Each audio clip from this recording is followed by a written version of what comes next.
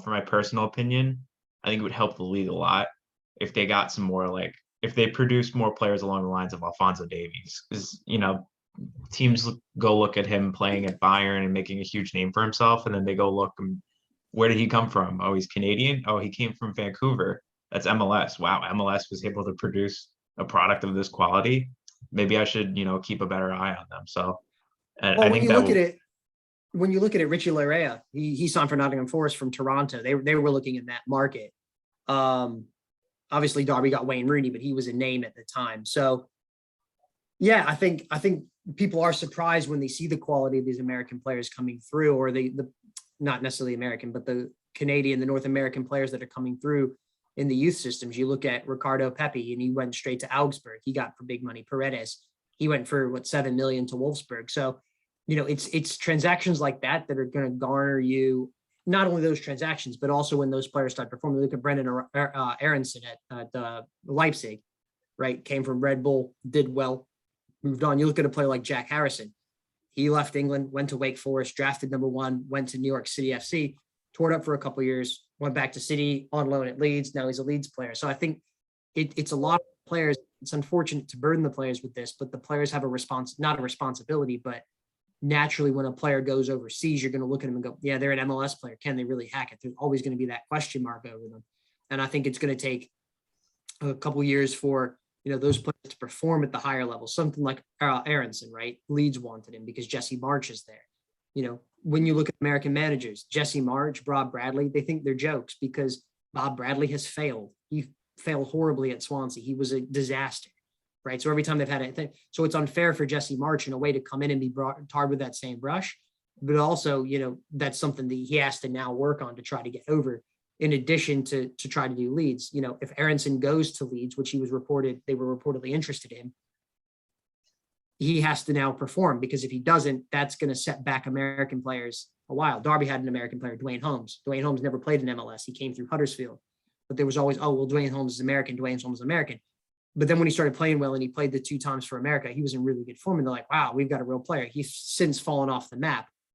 But, we've had American players that have done well. We've had American players that have done poorly. And I think it's also just a bit of the unknown. And it's a bit of the,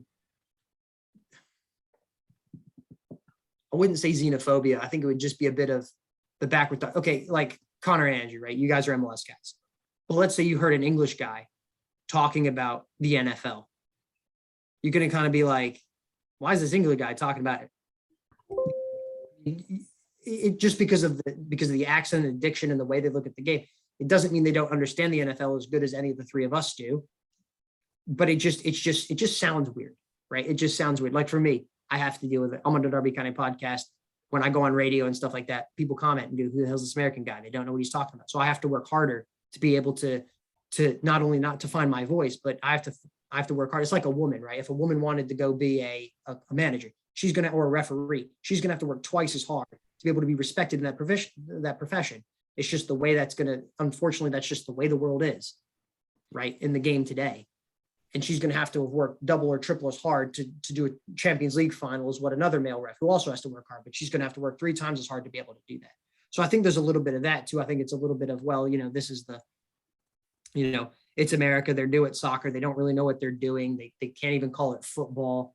They're an NFL team. There's all these kind of things. So I think, it's a responsibility on the players and the managers that go over to do well. I mean, they know what they want to do well anyway, but I guess you hope you really understand what I'm trying to say is just the better that they do, the more respected the MLS is going to be, because if they buy these players and they fail, it's going to set MLS back, because they're going to go, oh, that talent's not up to the par of this.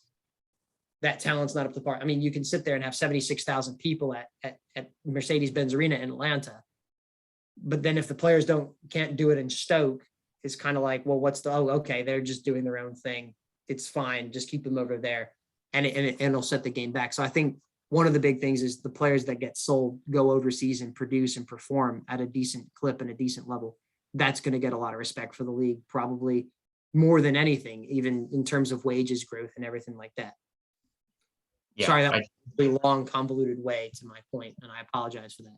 No, no worries. I absolutely understand where you're coming from because I see it at Chelsea, honestly, with Christian.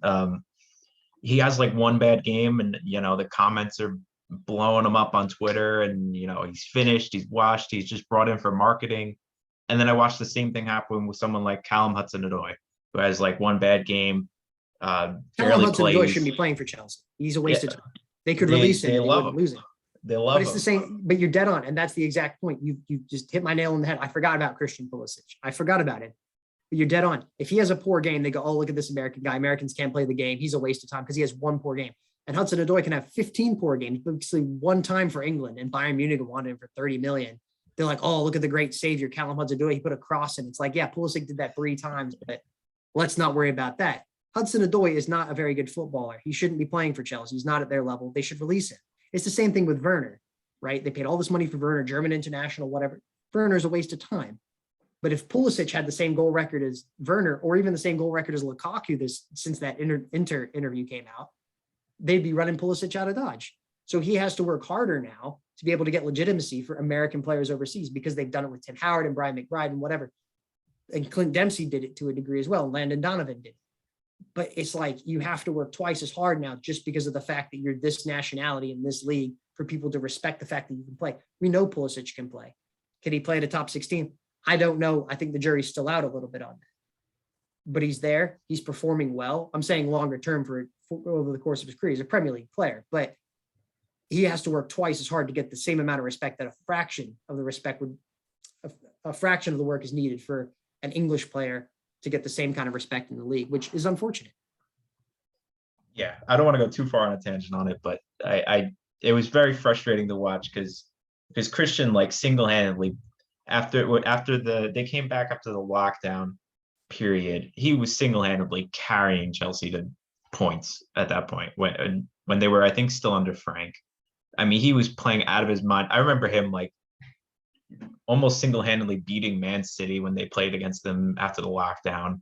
He was phenomenal with them, and then it's just like all of a sudden he gets hurt, he comes back, his form isn't on top of the world, and it's like everybody forgot all these amazing things that he did for them. So I totally get what you're saying. I'm sure it's happening in other countries as well. I don't follow those leagues as much, but I imagine like Weston's probably going through it in Italy, and like Tyler Adams in Germany. It's probably everywhere. Yeah, but when you think about it, it's kind of like a bit of, not discrimination, because that's a loaded word, right? I'm not going to say discrimination in terms of this because they're talking about different things here. But if I say, Connor, we've just signed a Dutch midfielder for 14 million, you're going to be like, he must be quality. Or I've signed a Brazilian, or I've signed a Portuguese winger. You're like, oh, that's just so good. I've signed an American. You're like, it doesn't have, you know what I mean? It's not sexy. It doesn't have the same sexy ring to it. I've signed a Canadian. You're like, they play? Like, okay, whatever. But then, all these players from these sexy countries. Yeah, I've signed a French defender, and you're like, woo, he must be good. I mean, we signed a Dutch guy named Mike Taveric, and they all like, Virgil van Mike, he's the greatest thing. And the guy was garbage. He played like 3 games, and he's just like, we're just going to give you for free back to the team we signed you from to get you out of here. Like, nice enough guy, just didn't work out. But because he was Dutch, you see, it was like, Dutch, this is what we've been waiting for. But if we'd signed an American, it'd have been like, nah, that's not as cool. He's already on the back foot because it's not a sexy country to be from. In terms of, in the football, we know that it's the sexiest country in the world. We know that. We're not stupid people. But I'm just saying, like, in terms of the football mantra of it, it's not sexy to sign an American. So then automatically on the back foot as a player there, which was unfortunate. Yep, totally understand that.